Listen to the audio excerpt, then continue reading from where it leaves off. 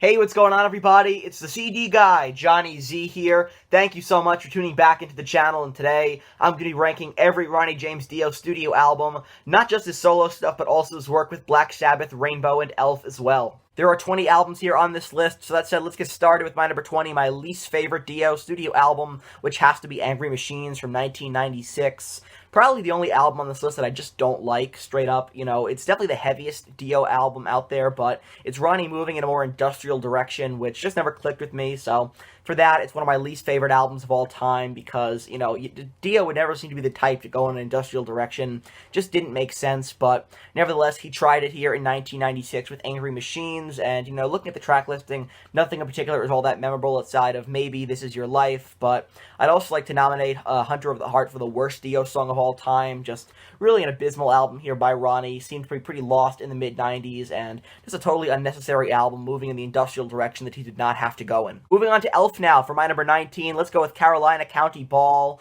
This is produced by Roger Glover. It's not a bad album by any means, but it's my least favorite of the early stuff with Elf, and it definitely does have its charm, though, you know.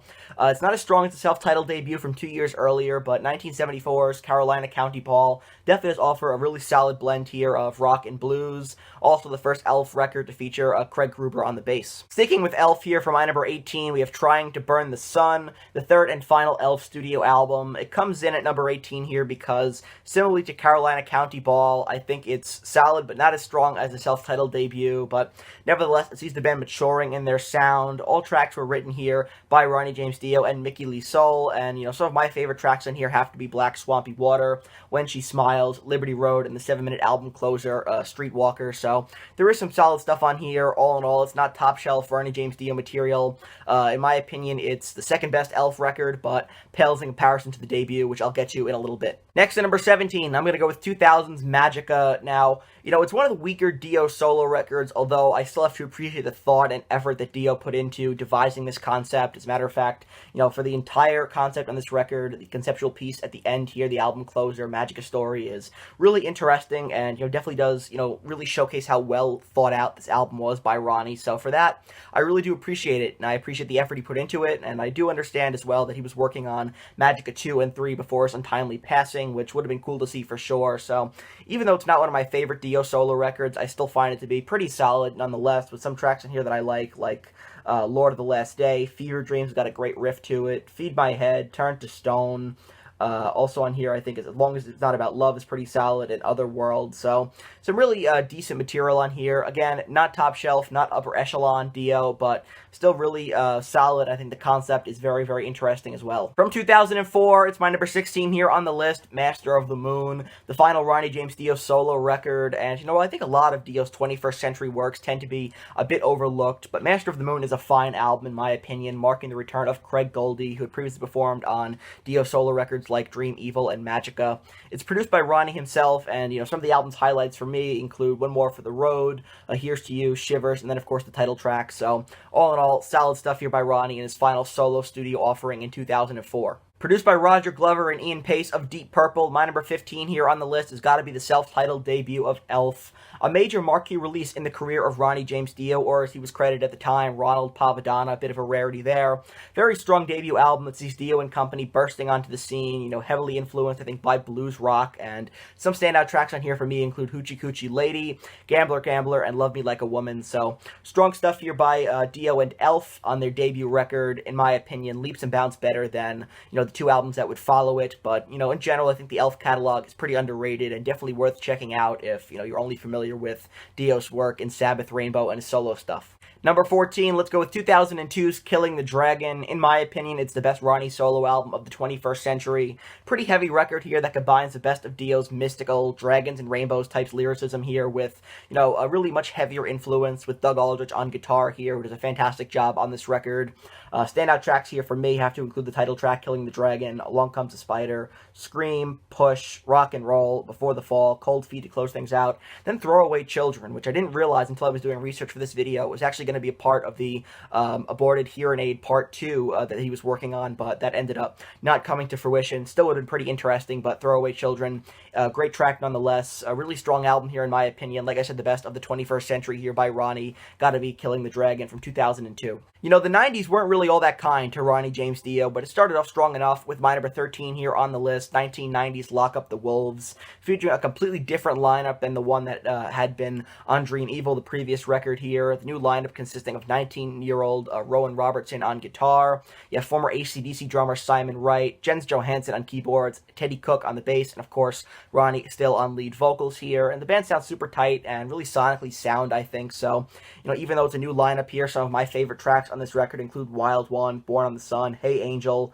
Lock Up the Wolves, Evil on Queen Street, great deep cut, Why Are They Watching Me, In My Eyes. So some really underrated tracks on here in my opinion. Very strong stuff to kick off the 90s. Gotta go with 1990's Lock Up the Wolves at number 13. In 2009, the Mob Rules lineup of Black Sabbath reunited in the studio for Dio's final studio output, that being my number 12 here on the list, The Devil You Know. So it's essentially a Black Sabbath record here, although they were under a different name as Heaven and Hell, probably for some sort of legal reasons at the time, but it's pretty much what you'd expect from a Dio-era Sabbath album here. Great vocals by Ronnie, really powerful drumming by Vinny Appice. They say nobody hits the drums harder, and some great doomy, filthy riffs by Tony Iommi. And looking at the track listing here, I really love every song on this record, even though some of them tend to blend together. It's all really heavy, great stuff like Adam and Evil, Fear, Bible Black, an absolute modern Sabbath classic for my money, Double the Pain, Turn of the Screw, Eating the Cannibals, Follow the Tears, and then the appropriate Breaking into Heaven to close out the record here. So, really great record here by, you know, Black Sabbath, the Black Sabbath Mob Rules lineup. It's, again, essentially Black Sabbath here, just with a different name, and the last time Ronnie James Dio would release a studio album in his career before his death, just a year later, but fantastic stuff. My number 12, The Devil You Know. Well, speaking of the Mob Rules lineup of Black Sabbath, they would reunite in 1992 for Dehumanizer, 10 years after the release of that aforementioned record here. Dehumanizer, I think, is a lot darker than the first two albums they would release with Ronnie James Dio a decade earlier, seeing Dio's lyricism here shifting from the supernatural and fantastical to, you know, ideas of the afterlife and individualism, among others. So that's pretty interesting, and you're looking at the track listing for me, some standouts include Computer God, After All the Dead, TV Crimes is a lot of fun as well, Sins of the Father, Time Machine is great, Buried Alive. So a lot of fun, heavy tracks on here, and it's a real shame this reunion didn't last all that long, and the 90s would go on to be a pretty tumultuous period for both Ronnie and Black Sabbath, but at least we got the strong reunion album out of it before Old Issued would once again rear their ugly heads. After Dehumanizer and the failed Black Sabbath reunion, we're going to continue with the natural turning of events here and go with Strange Highways to kick us off in the top 10. Now, this came after Ronnie had departed Black Sabbath for the second time, so we took a much more angry, frustrated approach to his next solo record. So 1994 Strange Highways is super heavy and just feels like an enraged Dio felt he had to prove something on this album, with rage-filled tracks on here like Jesus, Mary, and the Holy Ghost, Strange Highways, Hollywood Black, Evolution, Pain, Give Her the Gun, and then the amazingly heavy Bring Down the Rain to close things out. So in some ways it does feel like a bit of an extension of Dehumanizer, but in my opinion is the best solo album Ronnie had released in 7 years. Following that up now with my number 9, we had the last Rainbow record to feature Ronnie on lead vocals, that being Long Live Rock and Roll.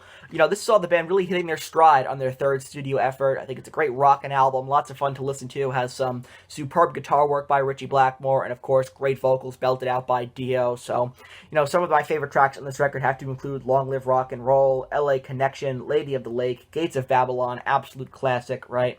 Kill the King, Sensitive to Light, and Rainbow Eyes to close things out, produced by Martin Birch. After Ronnie's departure from the band, Rainbow would recruit vocalist Graham Bonnet as Ronnie would move on to Black Sabbath, and the rest, as they say, is history. Number 8 is going to be Sacred Heart, the third solo record by Ronnie James Dio, and the final with Vivian Campbell on guitar. But Campbell goes out strong on this record with some killer trademark soloing, so this album features some of Dio's, you know, lyrics at perhaps its most fantastical, but, you know, some of its otherworldly tracks include Rock and Roll Children, Hungry for Heaven, and Fallen Angels. Very fun album here by Dio. Is it as strong as the first two? I don't think so, but still a really enjoyable record nonetheless with some classic material. So that said, my number 8 gotta be Sacred Heart. Now for number 7, let's go with Rainbow Rising from 1976. It's a sophomore record by Rainbow, and interestingly enough, the only musician that Ritchie Blackmore retained from the debut was Dio on lead vocals. The rest of the lineup would, you know, disband, right? Ritchie Blackmore, famously difficult to work with here, so so he did recruit the likes of Jimmy Bain, Tony Carey, and drummer Cozy Powell to complete this new lineup, but some may consider this to be the best Rainbow record. However, for me, I prefer the debut, but nevertheless, this is an absolute classic, right? Still some of my favorite work that Dio ever did, with some standouts that include Carrot Woman, Starstruck, Stargazer, Run with the Wolf, and A Light in the Black. Incredible album here. Rainbow Rising coming in at number 7 on the list. Number 6, going to be Dream Evil. In my opinion, the most underrated Dio solo album of all time. Dream Evil is a great record here that doesn't get talked about nearly enough, especially compared to, some of the first 3 solo records that Dio would release, and of course the Sabbath stuff, all that stuff. So it tends to overshadow Dream Evil, I think, quite a bit, but it's the first album to feature Craig Goldie on guitar, replacing Vivian Campbell, and personally, I love this record here with some really underappreciated tracks like Night People, Dream Evil, Sunset Superman is awesome, All the Fools Sailed Away is an epic, Naked in the Rain, I Could Have Been a Dreamer, it's got a killer riff to it, Faces in the Window, and When a Woman Cries to close things out.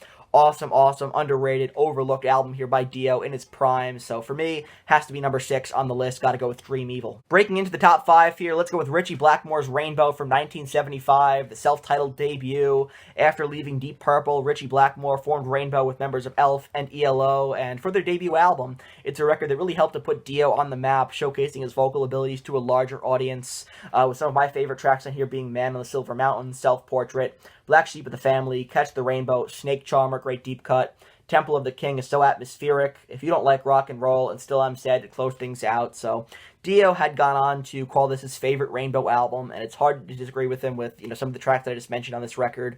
Awesome stuff, an absolute metal essential, and one of those albums that really did help to pioneer heavy metal, I think. So that said, it kicked us off in the top 5. Gotta go with Ritchie Blackmore's Rainbow, self-titled, from 1975. The second album in Dio's tenure with Black Sabbath, my number 4, The Mob Rules from 1981, is a very similar record, I think, in execution to Heaven and Hell, and the first Black Sabbath record as well to feature Vinny Appice on the drums, replacing Bill Ward, and while it might not be as strong as Heaven and Hell, any album that has the sign of the Southern Cross on it is going to secure a spot in the top 5 for me.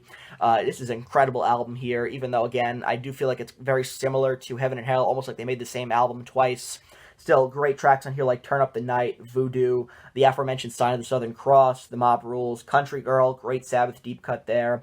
Falling Off the Edge of the World, Over and Over, produced and engineered by Martin Birch, a classic for sure, from 1981, gotta go with The Mob Rules. Top 3 now for my number 3, let's go with Last in Line from 1984, Dio's sophomore solo record that's nearly perfect from top to bottom. I think, if not for the debut being as great as it was, this would be my favorite Dio solo album of all time, Also featuring the first appearance of keyboardist Claude Schnell in the Dio discography. Some standout tracks for me include We Rock, The Last in Line, Breathless, I Speed at Night, One Night in the City, Mystery, and Egypt, The Chains Are On, an epic to close things out.